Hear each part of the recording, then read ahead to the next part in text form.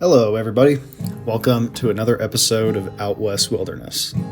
Today we're headed back to Pike's National Forest, but we're taking a very special route. This time we're going to be walking alongside the South Platte River, basically as far as I could take it. I was originally planning to make it all the way to Cheeseman Lake, but unfortunately the forest behind a certain point, which you'll get to see in a minute here, was closed to all activities. No hiking, no horseback riding, no nothing.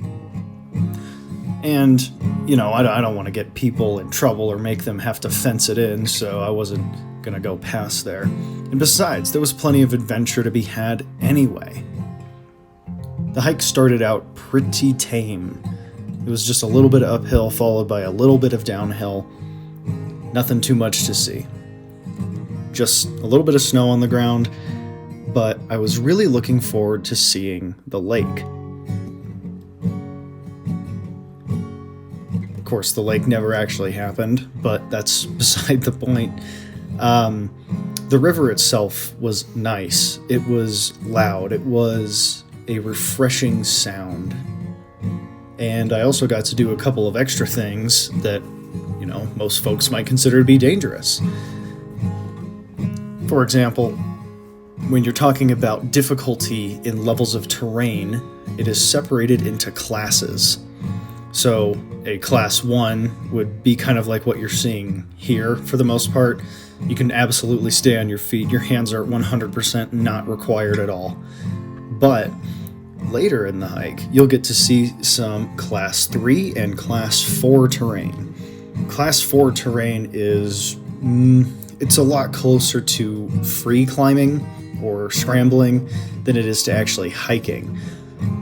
Not that that's a bad thing. I certainly enjoy it. And here is the map of the trail that I was supposed to take, but that kind of ended up not happening. All trails can be wrong, and all trails was wrong here. Now you're starting to see some Class 2 terrain where it's very steep. Falling down that, absolutely you could stop yourself, but you'd cut yourself up pretty bad doing so. I know I'm always a fan of just watching the river go by. It's a constant motion. Kind of reminds you that, once again, nature is simply there.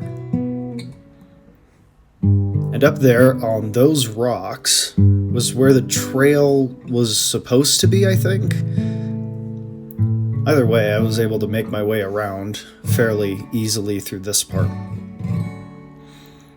And finding the trail again, it wasn't always hard, but certainly later in the trail, especially when all trails started actually guessing where it was, then yeah, it got a little bit dicey.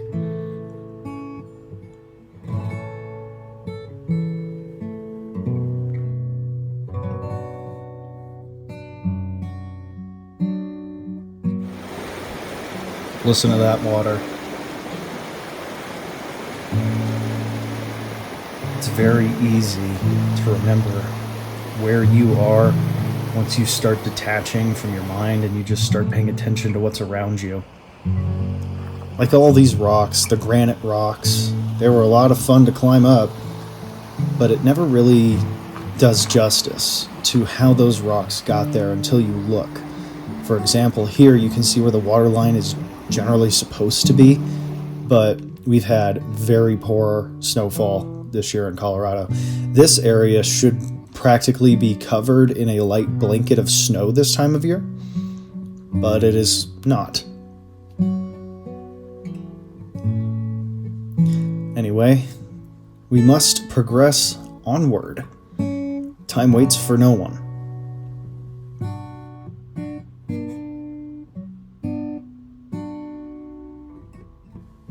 I would absolutely do this hike again. I would particularly like to do it in summer. I think it would be a great middle ground test where you're seeing how well you're actually doing against the elements. The elements in this case would be heat and direct sunlight and your ability to carry water. I think that you should test your limits fairly often. I think it's important.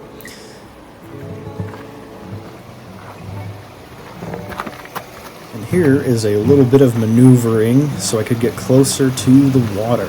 The trail was a little bit up the hill at this point, but I would have had to basically scramble up loose gravel to get back up there. So I was just planning to take this as far as it would let me. And it did let me go pretty far.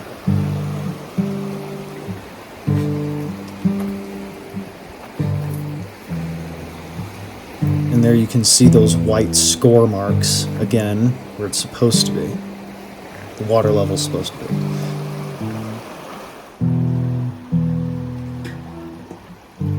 But I decided to continue on, and I think this mini trail, it's not really a trail, but it was used by enough fishermen trying to just find a good spot on the water to actually fish that they were able to trample down the weeds enough to where they didn't grow back. But speaking of fishing, this area did look like it would be fantastic for it.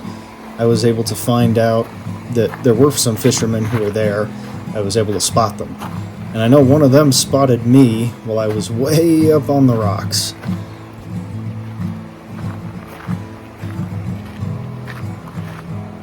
Most of the fish you'll see here will probably be trout.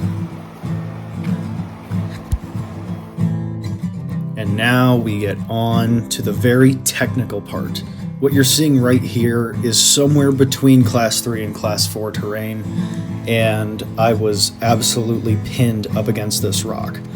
There's a special move you can do with your feet where you're either standing on the very inside or the very outside of your feet, and that will be placed on the rock, and that's called a smear with your feet. And this is me kind of celebrating that I was able to get way above the danger area, and you can see just how far I had to actually climb up to be on solid ground again.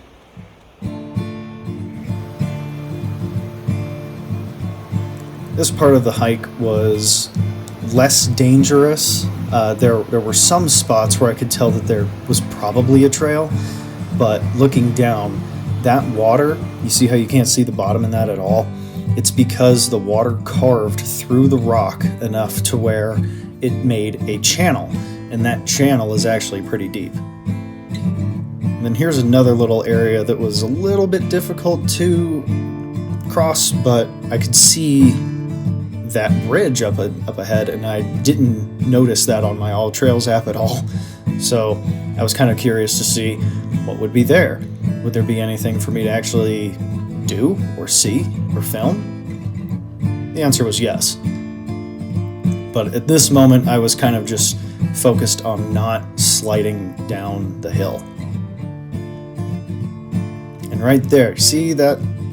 There were some footprints in there. You can catch glimpses of the trail here.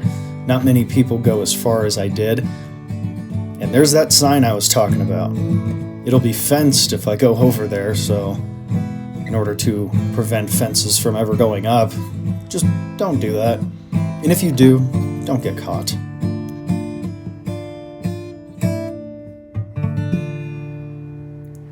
I did actually find the purpose of this little dam here. It's to create a little choke point so that they can film and actually see the water table rise or fall. I guarantee you, the only headlines they're thinking about right now is how much it's falling. And speaking of falling, here's another area where I had to scramble up some rocks just to avoid being stuck on the side. Smearing is a good technique to know how to do. It involves placing most of your weight on whichever side of your foot is going to be pinned up against the rock. I highly recommend always facing the rock. You have more anchor points in which to stop yourself if you do start to go into a slide. To give you kind of an example, if you're sliding on your butt and your butt alone, your hands, elbows, and feet can stop you. But if you decide to go facing the rock, which is what's recommended by mountaineers, hikers, and outdoorsmen such as myself, then you're going to have more. You have your feet, your knees, your thighs, your hips, your elbows, your hands, and to a certain degree, your head. You can lean into the rock to give yourself just a little bit more weight on your front, and you'll be much less likely to slip and fall if that is the case.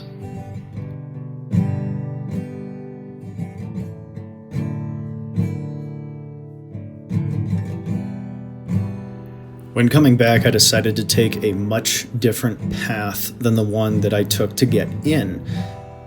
I thought that since there was a lot of danger going in, I might try to choose something a little bit higher up, and maybe there wouldn't be as much danger. This turned out to be correct, to a degree. There were certain areas where I admit I was not filming, but there was quite a bit of space between spots of trail. This area was pretty easy to see, but it did kind of lead right into this frozen little creek.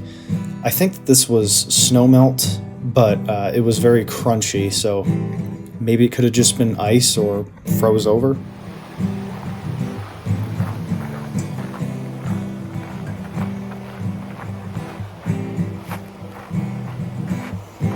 And again, the peaceful sounds of the river going by.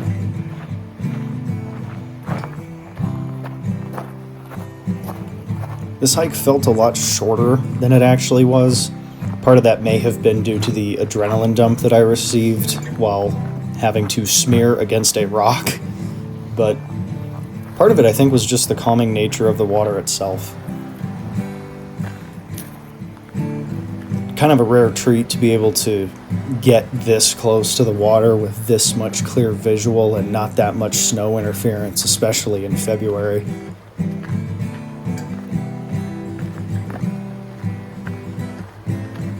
I think my advice for you folks, if you were to decide to do this hike, would be to pay attention to where the trail says it's going to go on the map versus what you see with your own eyes. If you're like me and you like to look up to make sure that, you're not going to trip over anything and you're able to see everything and you don't get surprised. But what would surprise you is that how fast the trail can disappear out from underneath your feet. It's always good to be able to find it again, kind of have a little bit of a map in your head to know what the trail's supposed to look like, and of course have your phone or other GPS device and bring extra batteries for it. You never know. There's been a couple times where I've put my phone in my pocket and it was on full brightness, and when I pulled it back out again, battery was done. This was probably the most cinematic view of the hike. I think it just had to do with the way that the sun was casting over the mountains. You got very, very bright colors and bright whites when the sun was hitting it directly. And then in the shade, for example, up there on the ridge, it gives depth. It gives perception. You're able to really tell what the land is made of.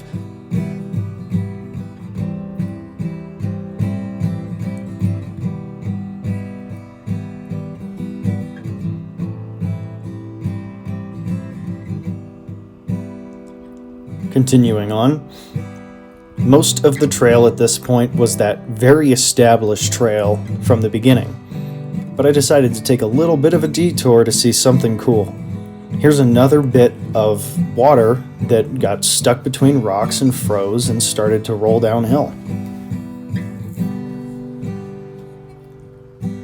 Neat little cave structure, and of course, to show you the other side, the water flows down. It's still frozen at this time, even though the ambient temperature was about 40, 45. But it does want to make its way down to the river. And here's that last little bit where it goes across the trail, down onto the wash, and into the river.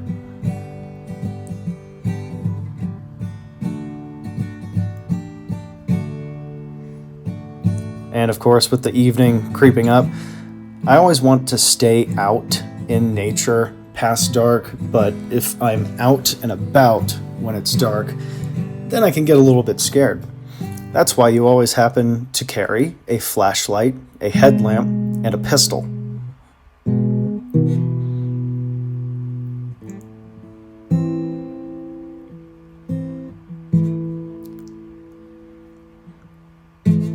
But this has been, I would say, probably my favorite hike that I've done for this YouTube channel so far. If you guys have suggestions for types of terrain or types of skills that you want to know about or see used in action, feel free, let me know down in the comments below. I will respond. Any type of desire for more knowledge, I view as something positive. So if you want to know something or you want to see something that I have access to because I live out here in the mountains, then I highly suggest pipe up. But as always, thank you guys for tuning in to another episode of Out West Wilderness. I will be uploading as usual every other week on Wednesday for our Wilderness Wednesdays. Thank you very much, and I'll see you in the next one.